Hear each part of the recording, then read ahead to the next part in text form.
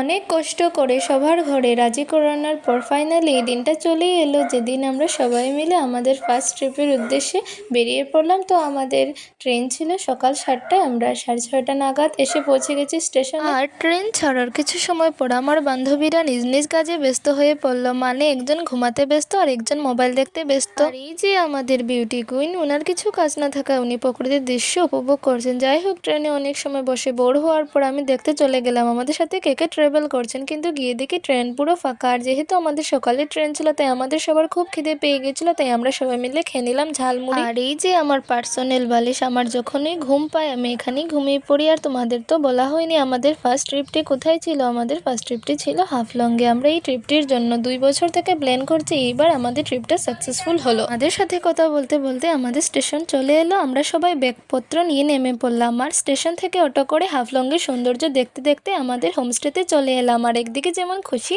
আর একদিকে খুব বেশি টায়ার্ড। আর এটা হলো আমাদের হোমস্টের ভেতর। সো আজকের ভিডিওটা এই পর্যন্ত। যদি ভালো লাগে একটা সুন্দর কমেন্ট করে জানাবে। টাটা।